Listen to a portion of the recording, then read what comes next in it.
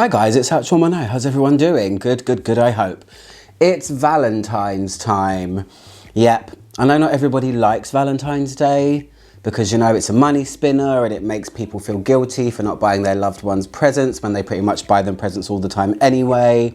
But what is the biggest symbol of Valentine's Day? Roses.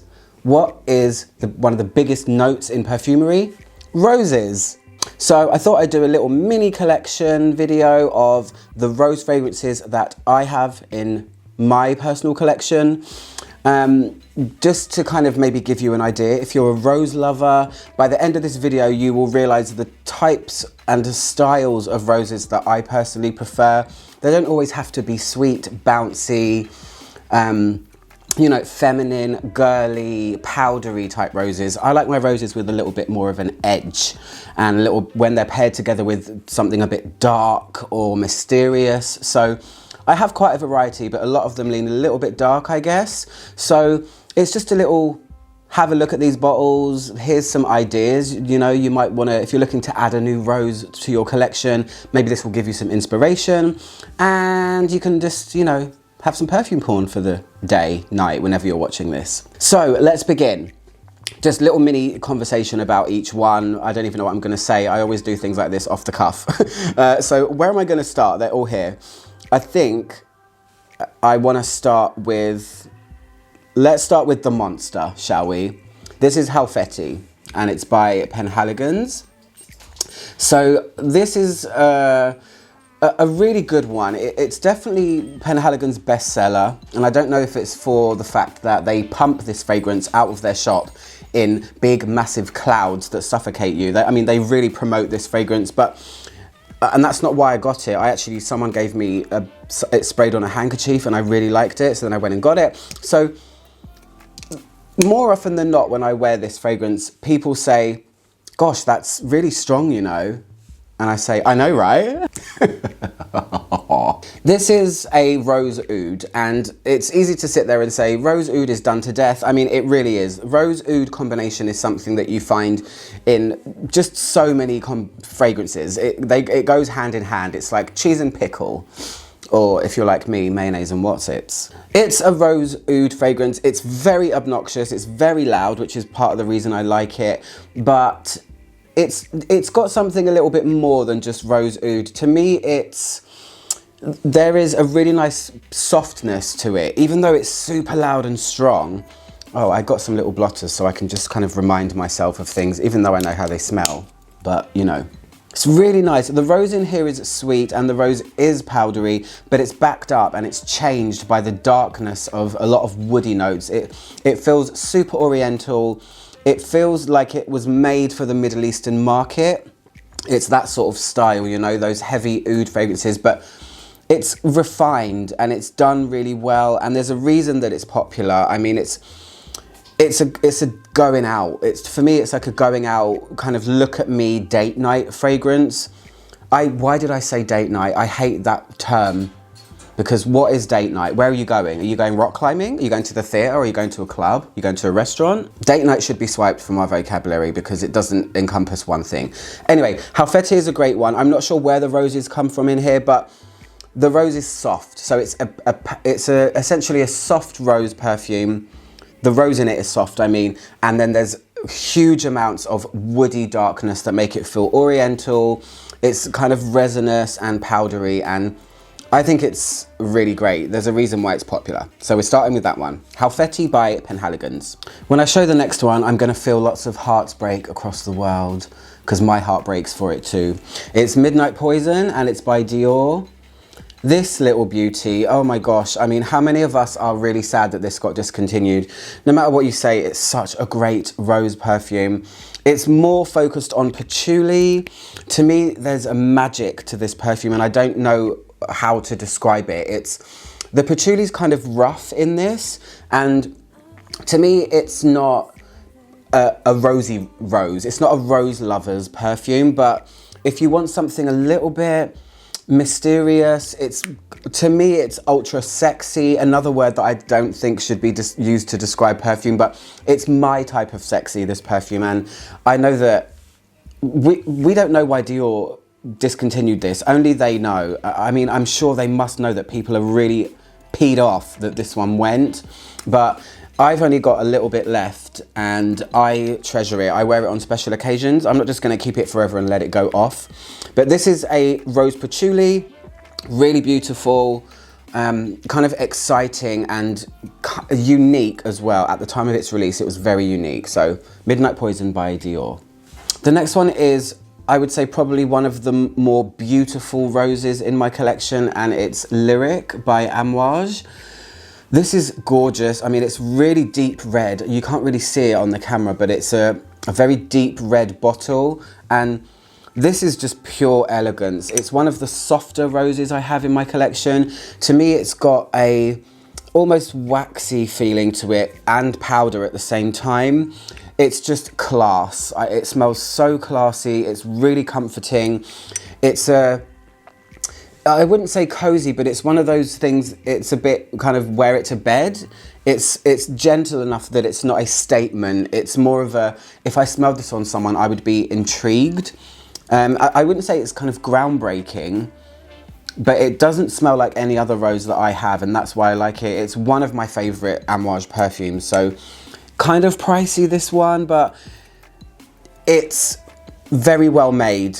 And it has something special about it. It's the texture that I like with this one. It's almost got a baby type smell to it. And I don't know how it has, but it really has. It's really gorgeous. So if you ever see this in passing in a department store, pick up the red Amouage Lyric Woman and see what you think. Okay, next one. The next one is this. I'm gonna do it from the bottom of the camera. Dun, da, da, da, da, da. This is called Hatria, and it's by an Italian perfumer called Angela Champagna. This is really gorgeous. So Angela Champagna is an independent perfumer that lives in a small town called Atri on the Adriatic Sea in Italy, and she favors a I'm going to call it a mineral approach to perfumery. She incorporates where she's from into a lot of her perfumes, and things that happen in her town, traditions, rituals, things like that. She likes salt, and this is ultimately a powdery rose. It's a real powder bomb, but this has caramel in it, and it has a very strong salty texture. It's really unusual, and it's not like any other rose I have. A lot of the perfumes I have in my collection, guys, are things, I get them when they fill a gap, when I don't have something like that already. That's why I get them. I mean, you can have a million roses.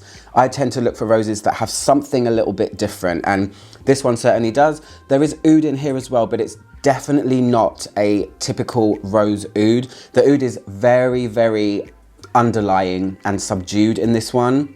It's more about, it's almost a bit cold, this one, and it's mineral. It's a mineral rose with loads of powder and a touch of caramel, and it's pretty hard to describe, and her bottles are quite extravagant.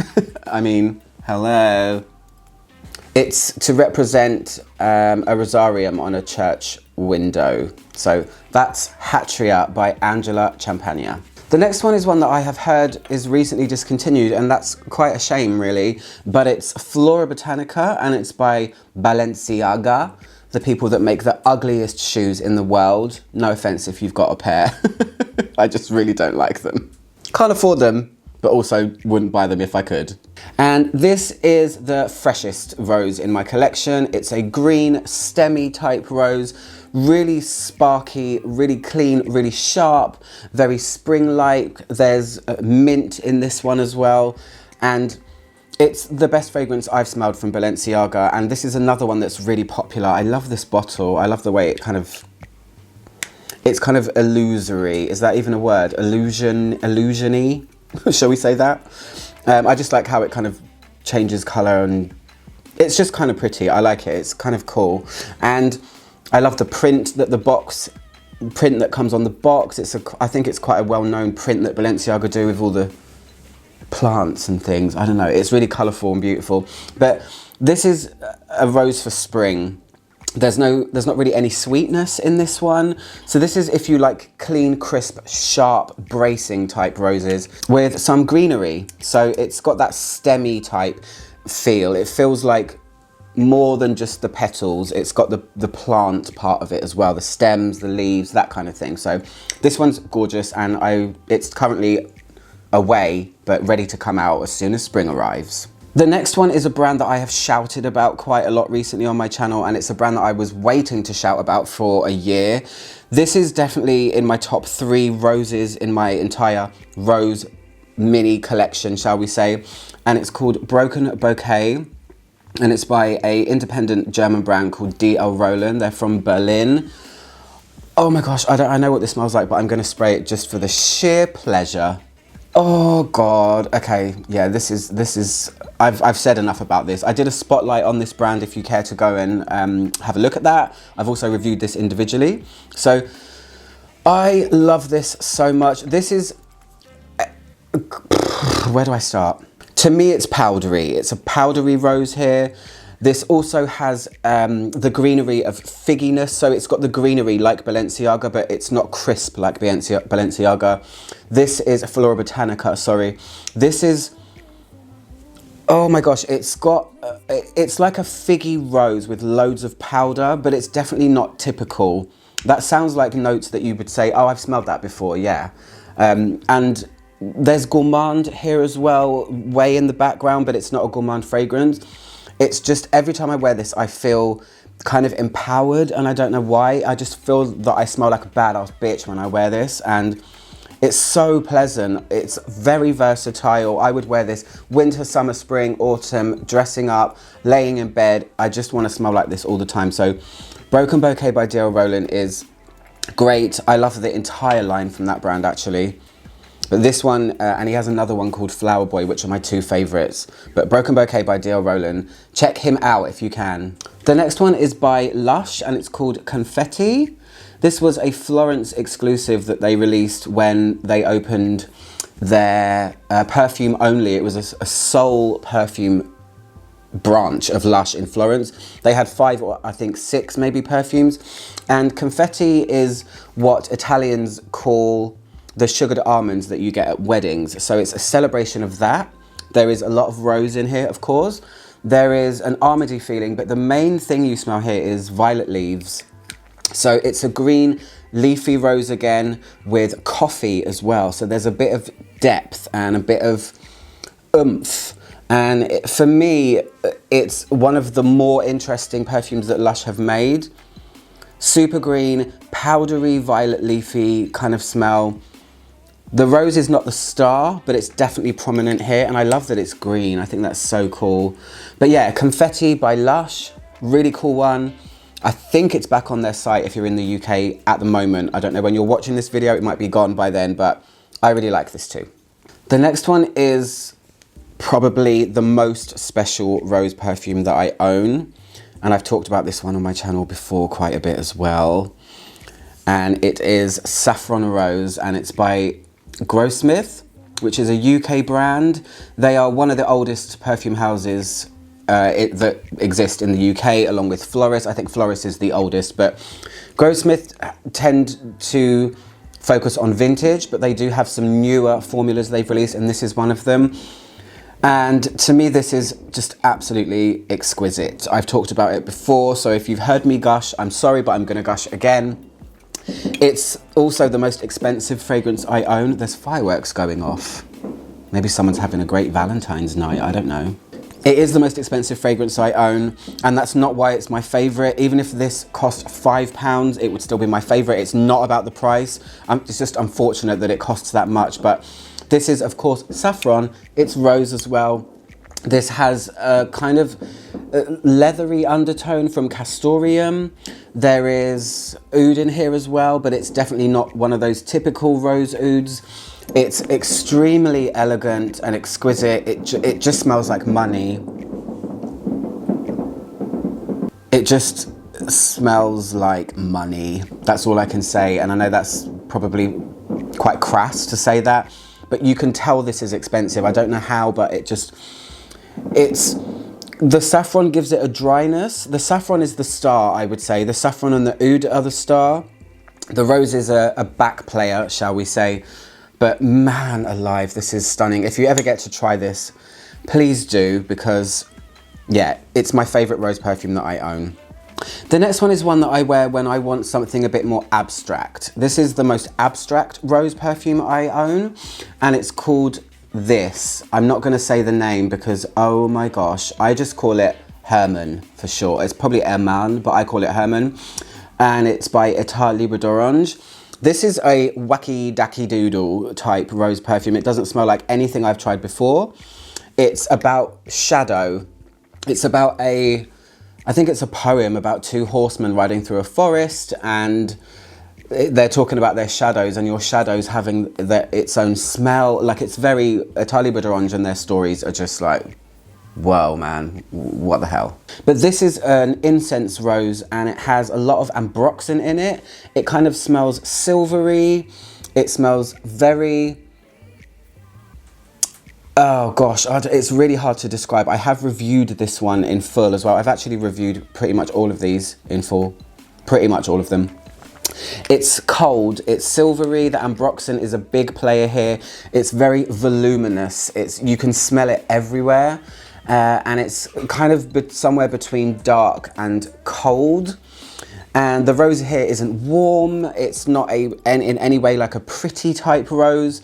It's kind of, I guess, a little bit masculine, but not in a traditional way. It's very edgy, and I like it. It reminds me a little bit of, it's got like a turpentine sort of smell to it. I know that I'm not really selling it here, am I? I'm not trying to sell it, but I'm not really making you say, oh, I'm gonna go and try that and smell like turpentine. But when you wear it, it's really cool, and it garners interest. People always say, what's that? And it's trying to explain it, you know, it's ambroxan and incense, and it's about shadow and shadows having their own smell.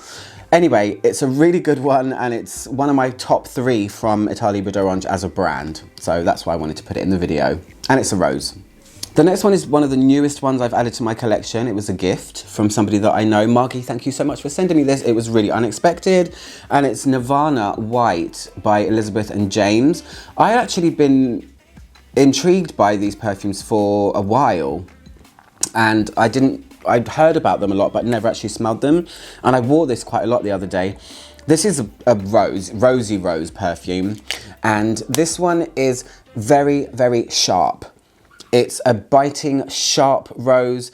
I'm gonna go so far as to say synthetic, but I think maybe on purpose. I'm not sure, it feels like it's done that way. Super crisp, very clean. I'm trying to think if it's like any of the others. I would put the rose in here close to the rose that's in Flora Botanica in terms of the crisp sharpness of it. There's no powder, there's no sweetness. It's a youthful, modern type of rose perfume. It doesn't feel like the rose is real though, I will say that. But you know, it still smells of roses. Rose is versatile. How many times can I say rose in one video? Anyway, that's Nirvana White by Elizabeth and James, which I'm pretty sure is Kate and Ashley Olsen's brand. Have I got that wrong? The next one is a fragrance that I was gonna sell for the longest time, and then I wore it and wore it and wore it, and I thought, gosh, this is actually so beautiful. I don't know why I'm gonna sell this, dumbass. And it's Fleur Musk, and it's by Narciso Rodriguez. I would like to say that I had a huge rant recently about designer perfumes and the way they're going, but Narciso Rodriguez for me is a designer brand that is doing something good in the perfume industry. I think they're a pretty safe bet when it comes to beauty. I've never smelled a perfume of theirs I didn't like, and they always play with musk. It's kind of the signature of the brand, and this one is so nice. Oh, it's got a musk in it that's somewhere between white musk and a touch dirty. I mean, a really, really small touch dirty. And when this one dries, there's rose in here, of course. When this one dries, it becomes really sparkly clean.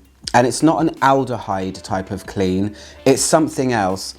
The rose in here is not something that I would pin on being rose. The first time I wore this, I wouldn't say, oh, that's a rose perfume, but it is. Essentially, it is. It's just done really well. It has that perfect Narciso Rodriguez signature. It's super pleasant to wear, really easy to wear, casual and just pretty. I think Narciso Rodriguez does pretty and kind of womanly really well. Total opposite of what I am, pretty and womanly. I don't care. It smells great and I really like it, so I'm keeping it. The next one might not be a surprise because it's a very popular fragrance among niche lovers. It's in my top 3 rose perfumes that I have, and it's Portrait of a Lady by Frederic Malle. This is actually in my top 10 perfumes ever. I've mentioned this perfume more than I care to mention. That's weird, that sounds weird. This perfume is made by none other than my favorite perfumer in the world, Dominique Ropillon. This is a huge rose patchouli, a big rose patchouli, bigger than, what's the other rose patchouli I talked about a minute ago? I've totally lost track. Midnight Poison, bigger, bolder, darker, drier rose patchouli. This is a perfume that I always describe as a rose crumbling rose on an altar in a church. It's incensey, it's... Oh, when I wore this once and someone said, "You smell like an Arabian princess," and I said, "Thanks, I guess." I'd be an Arabian princess, I don't mind. But yeah, this is, I mean, if you haven't tried this before, the chances are you will have heard of it. It's not the cheapest perfume in the world, but it's another one of those badass kind of, when I wear it, I go out and I put this on and I know that I'm being noticed in terms of my aura and my smell. It's a statement fragrance for sure, and it's in my top 10 perfumes ever, but you have to like patchouli because it's got a lot of patchouli. The rose in it is very sweet at the beginning and it's kind of bouncy, powdery, but then it just gets swallowed up by the darker, more intense notes in the perfume. You can still feel the rose all the way through, but it's more about patchouli, this one. It's a beauty. Staying on the theme of Portrait of a Lady, this next fragrance that I have, this is the 3rd bottle of this that I've used. Can you believe it? This is my other Portrait of a Lady. It gets compared to it a lot, even by myself. It's not exactly the same, but it's kind of close. It's called Esparta and it's by Pierre Guillaume 26. Esparta is the name of the city where the rose oil in this perfume comes from. It's a place in Turkey. It's very similar to Portrait of a Lady. It's a rose patchouli again. I wouldn't say that Pierre made this to be a dupe, but it's pretty damn close. It's a lot drier though, and the patchouli is more patchouli-y in this, if that makes sense. Again, like Portrait of a Lady, the rose is more prominent in the beginning and then it darkens up and goes much drier. There's a bit of red berries in this as well, and a lot more incense, I would say. A lot more of an incensey tone to it, but I love both equally. This is so strong as well. This has had some looks when I've worn this. I've had a few people like that. I don't care. The second to last one is another Lush one. It's called Two More Hearts. This one was a part of their, it used to be part of their older company, Be Never Too Busy to Be Beautiful. And this one is one of the more playful, soft roses. I got this one because I loved that fragrance when that company existed. And this is really rosy. I would say it's probably the most rosy. It's one of the more straightforward perfumes. There is a bouncy powderiness to this one. It's kind of simple and playful, like I said. It's easygoing. I'm going to spray it on my hand, this one. Yeah, it's a little bit juicy, a little bit jammy as well, this one. And I really like it. I can smell, there's a bit of citrus going on as well. And maybe a touch orange blossom, but it's really more focused on the roses. This one's really easy, like I said. It's a nice, easy one to go for. To me, it's like a bedtime scent. It smells like something I would put in the bath if it was an oil. And the last one on the list is Rouge Avignon, and this is by FAUN Paris. Would you please focus, camera? Rouge Avignon. This is also by Pierre Guillaume, who is the guy that makes Esparta. This is his other brand though. He's got a couple of different lines and brands going on. This is really cool. It's an unusual rose perfume. It has earthy notes from tuber. There's a lot of sandalwood in here. There is raspberry as well. And there's also cocoa. So it's an earthy, dry cocoa with a raspberry rose as well. And when it dries, it's really gorgeous. The sandalwood just sings with this one, and it lasts a really long time on my skin, this one. I don't know about anyone else, but It's semi-dark and touching on gourmand, but kind of not at the same time. It's a really cool combination. A lot of people compare this to Tom Ford's Black Orchid, and I kind of get that it shares a similar notes, but it doesn't really feel the same at all. This is a little bit lighter. So if you like sandalwood and things a touch gourmand, but you like roses too, try Rouge Avignon. That's it, guys. This was my mini collection of roses. I hope you guys are enjoying your Valentine's Day. If you're single, enjoy it even more. It's just about the perfume, really. But I just wanted a theme. I wanted an excuse to talk about rose perfumes, and I got one. So I hope you guys are staying safe and well. I'm Ouch110, trying to make the world smell better, one video at a time. I'll speak to you guys soon. Goodbye.